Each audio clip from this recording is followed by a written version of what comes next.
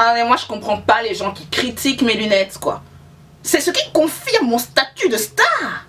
Quand tu me vois là, tu vois pas ma peau brille? Alors mes chéris coco, on dit quoi? J'espère que vous allez bien. Alors sans surprise, on se retrouve pour la suite. On est toujours en confinement et la période est difficile pour tout le monde. Sachez qu'à l'heure actuelle, avec mes poils pubiens, je peux faire un drap. Voilà. Sur ce, j'ai très chaud. Moi, je pense que je vais faire la vidéo comme ça. Parce que les lumières, là, ça commence à me saouler. Hein.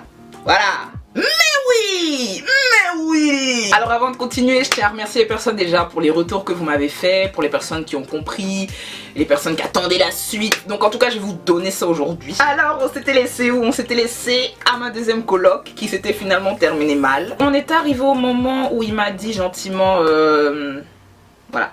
Tu quittes les lieux. On était mercredi, jeudi, je sais plus. Et il m'a dit en fait, faudrait que tu partes avant la fin de la semaine. Je dis mais pourquoi attends? Aïe, pourquoi attends? Tu penses que moi là où je suis, je vais me coucher encore à côté de toi dans la même maison pour rire alors que tu me fous dehors en fait? Mais je pars. Et moi, je pense que vous l'aurez compris, dès qu'on m'a saoulé, véhicule. Je pars en fait, c'est bon. De là, je cherche pas à comprendre. Je réunis toutes mes affaires. Je lui dis merci bien, mais moi je vais y aller. Parce que voilà, que je sois ici 2 jours encore ou pas, ça change rien. Et là, le gars, il me sort quoi? Non, mais la blague du siècle. Genre la grosse blague, genre.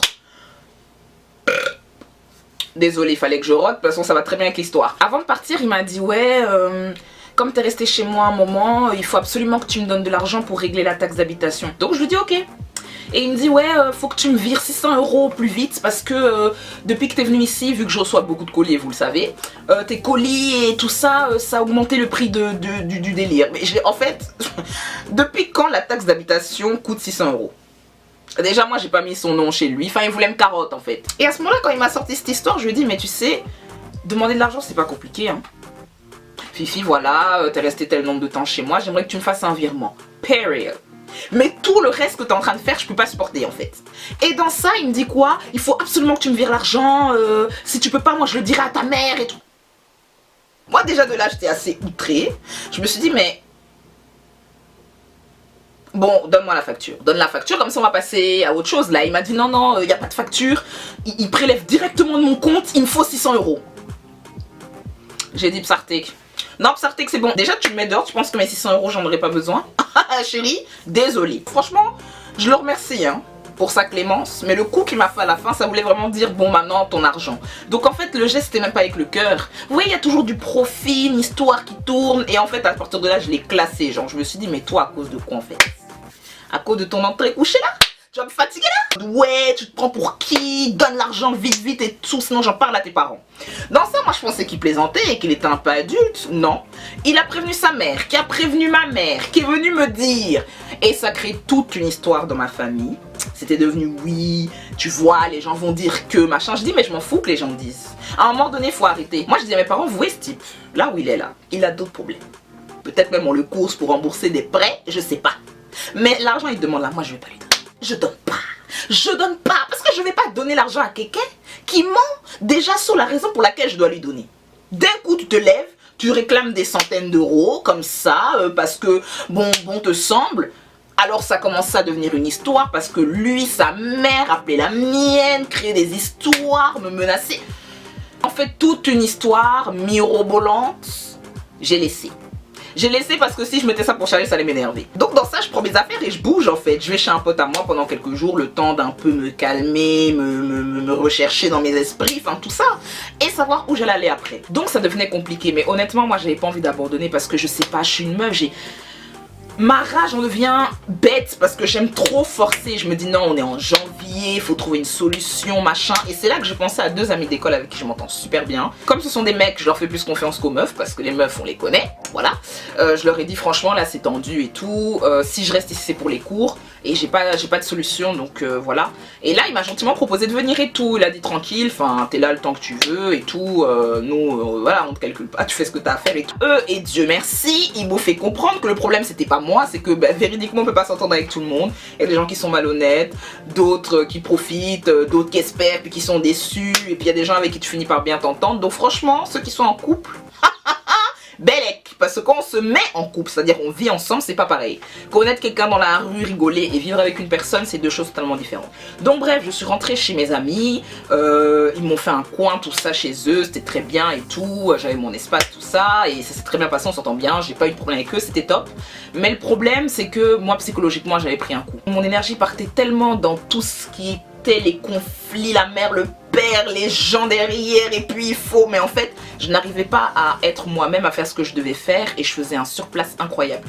Et malgré tout, être chez les gens, vous savez, voilà, s'adapter à tel, t'es pas à l'aise, t'es pas chez toi, t'as pas tes petites habitudes, tu peux pas faire ci, enfin, il y avait tellement de choses qui faisaient que j'étais plus calme d'être chez eux, mais ça me rendait pas mieux.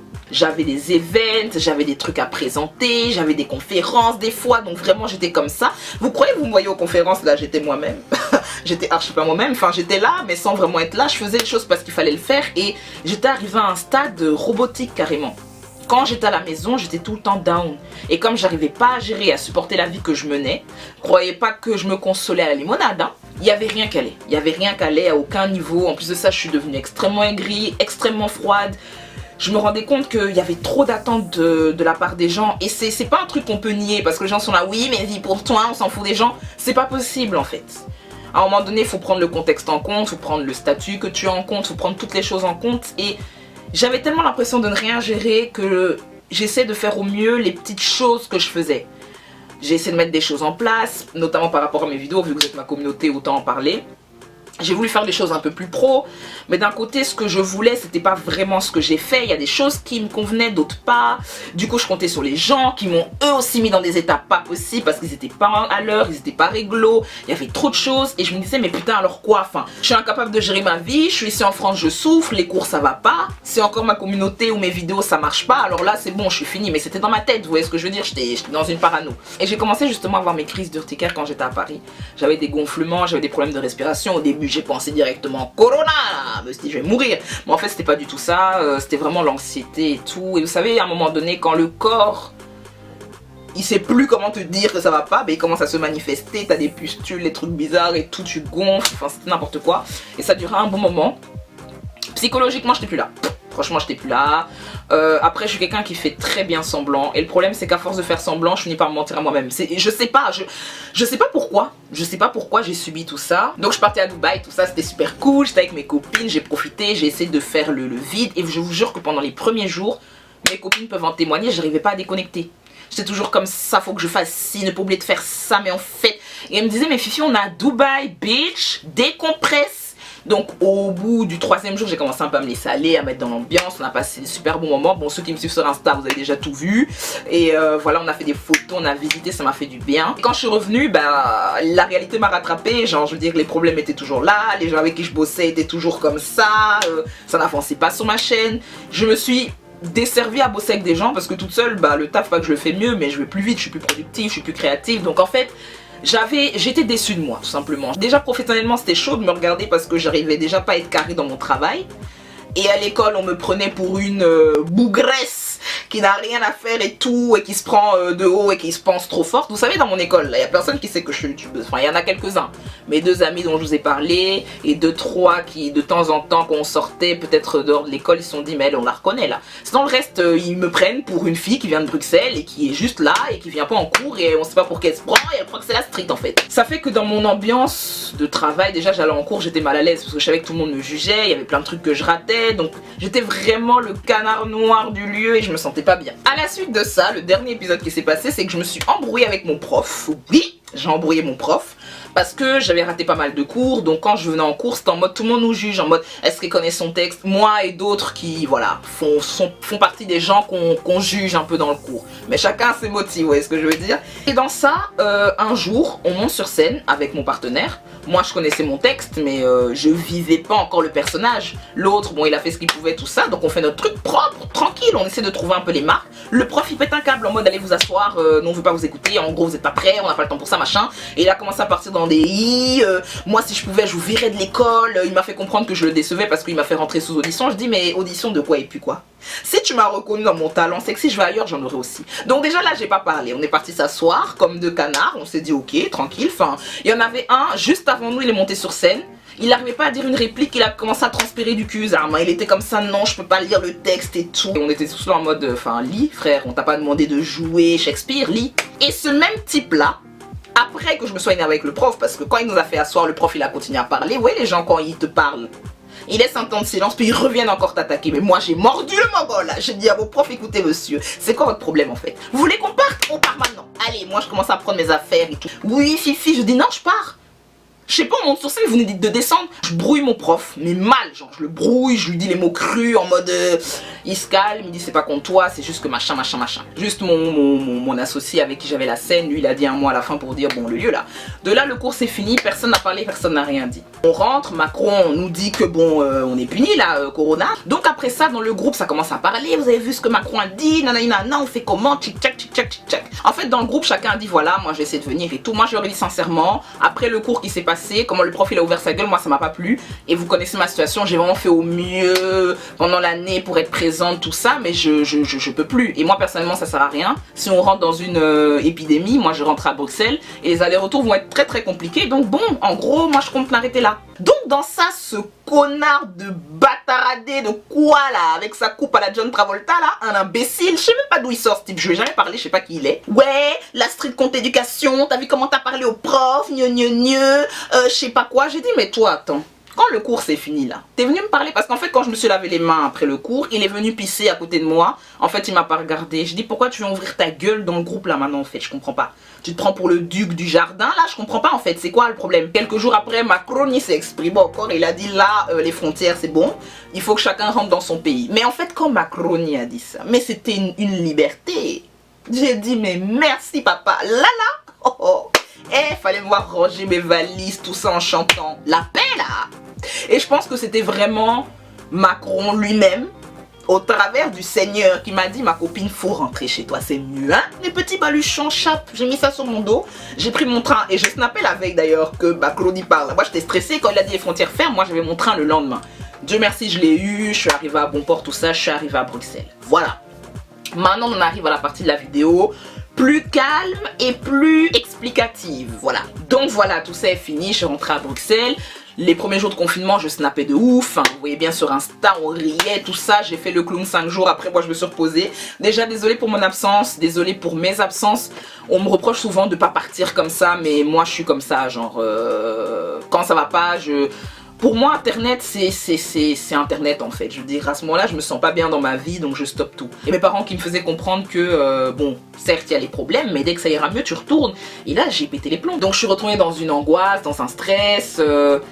Et puis, j'étais à bout, personnellement. Enfin, moi, je vous l'ai dit honnêtement dans ma vidéo de mon ancien comeback. Je vous ai dit clairement, ma psy, elle m'a dit, il va falloir ralentir la cadence, hein. Parce que claquer à moins d'un quart de siècle, c'est chaud. Voilà quoi. Je me suis rendu compte que mon état était dû à la colère que j'avais envers moi en fait. Parce que, on va parler français, j'avais rien à foutre en France, surtout pas dans des conditions pareilles. Et ça m'a fait réaliser à quel point j'aimais mes parents. À quel point j'aimais l'autre. À quel point j'aimais qu'on soit fier de moi. Et j'ai fait un travail incroyable sur moi. Hein. Franchement, ces semaines ont été hyper productives pour moi à ce niveau-là. J'ai compris que ça datait d'il y a tellement d'années, je suis comme ça depuis que je suis enfant par rapport à tout ce que j'ai vécu, les responsabilités que j'ai eues très tôt, les paroles qu'on m'a dites, comment je me suis moi-même conditionnée. J'avais ce besoin inconditionnel qu'on m'aime. Et moi je vous l'ai déjà dit et je reviendrai là-dessus. Pensez pas que les gens qui sont sur internet comme nous, vous êtes là, vous nous kiffez. Je pense que si on regarde qui a besoin d'amour, le plus c'est nous. Parce que cette envie d'être reconnu, d'être vu, moi je me cache pas, hein, j'adore les feux des projecteurs, bitch, j'adore ça, j'adore qu'on me valide, j'adore qu'on écoute ce que j'adore ça. Genre je ne vis que pour ça, every fucking day, et je peux pas mentir, mais toutes ces frustrations, ce stress et ces choix que j'ai faits durant ces derniers mois, j'ai compris à quel point ça comptait pour moi, et c'est trop. J'ai réagi comme ça parce que j'étais persuadée que comme c'était leur attente, il fallait que je le fasse, et ça m'a remis un stress parce que je me suis dit dans tous les cas, faut repartir au front. Et puis à un moment donné, et ça m'arrivait plein de fois, je vous jure, des fois j'avais l'impression qu'il y avait mon autre moi, que je sois dans le RER, dans mon lit. Une fois même j'étais à une conférence, ça m'est arrivé pendant la conférence, j'ai eu un moment de stop, comme ça, et j'ai eu l'autre moi, j'avais l'impression qu'elle me disait, mais t'es en train de faire quoi là? Non, vraiment, t'es en train de faire quoi là? Donc, avec du recul, je suis venue à ces quelques conclusions. J'espère que, en tout cas, le travail que j'ai fait sur moi et que je partage avec vous pourra vous aider. On a le temps de réfléchir à ce qu'on a fait de bien, à ce qu'on a fait de mal, à ce qu'on compte faire de bien, à ce qu'on compte faire de mal. Donc, moi, je pense que ça peut être intéressant et j'ai attendu d'en arriver à cette conclusion et à cette paix du cœur. La vraie, hein. Pas celle que je vous disais il y a un an, là, où on est un peu calme, ça va. Non, la vraie.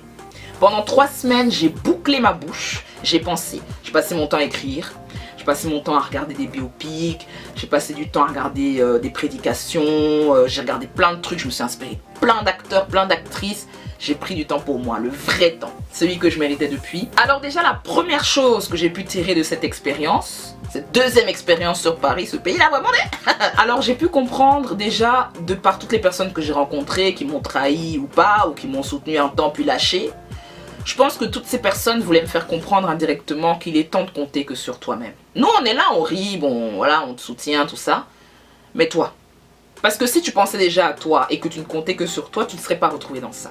Donc, je leur portais une colère et on peut porter de la colère envers n'importe qui. Quand j'étais dans ma période où j'étais en down, je ne faisais que blâmer les autres, alors qu'il n'y avait que moi à blâmer. Tes gestes, tes actions, tes actes, tes propos, tout, tu es responsable de ça à la source, donc je ne pouvais pas leur dire que c'était de leur faute. La deuxième chose que j'ai retenue de toute cette expérience, c'est qu'il n'y a pas de honte à se tromper. Parce que si j'ai été distante avec vous et que je faisais des venues, allées, venues, c'est que j'avais honte en fait. Je sais que ma vulnérabilité, mon franc-parler a toujours fait mon charme, mais je pense que avec la notoriété qui monte, les gens qui m'insultent, qui me critiquent. Maintenant, moi, mes DM, c'est 50-50. Hein. Soit c'est de l'amour, soit c'est de la haine. Du coup, je sais qu'il y a beaucoup d'attentes déjà des gens qui m'aiment. Mais il y a beaucoup d'attentes des gens qui m'aiment pas. Et moi, du coup, ça me met dans une matrix. Je sais qu'on en attend de moi. Donc, j'essaie de faire des choses. Du coup, je les fais des fois mal. Ou je pense que je dois faire ça alors que c'est pas ça que ma communauté veut. Je sais pas où est-ce que je veux dire. Je me suis perdue dans ce stress, dans tout ça. Et en fait, j'étais plus moi-même, tout simplement.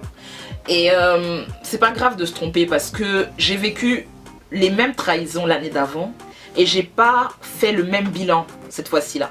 Vous pourrez regarder hein, ma vidéo là, je suis revenue avec voilà, certaines choses comprises mais pas tout. Parce que quand j'ai fini, quand j'ai quitté dans ça l'année passée, je blâmais les gens.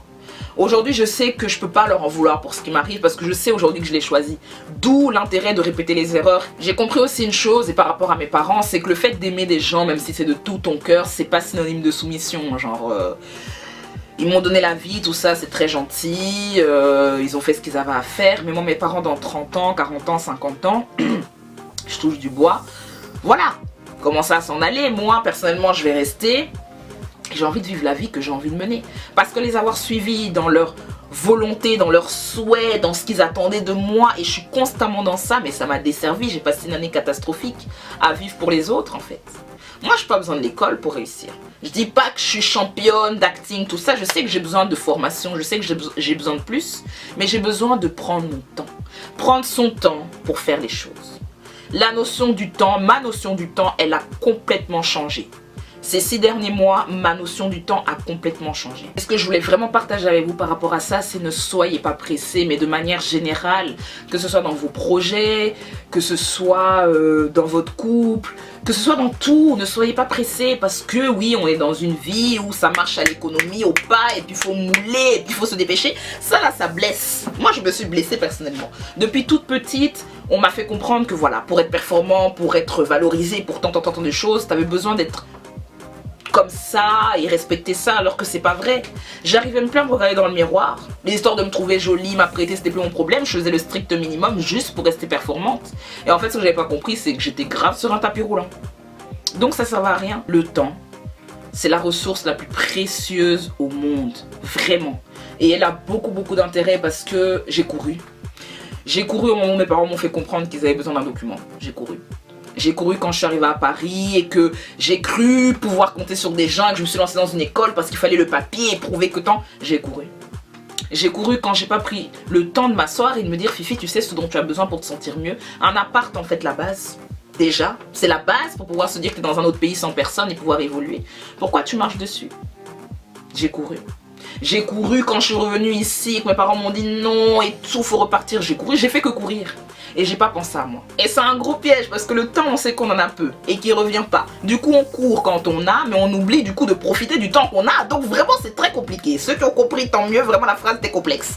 Mais moi dans ma tête j'ai compris qu'en fait on doit se calmer.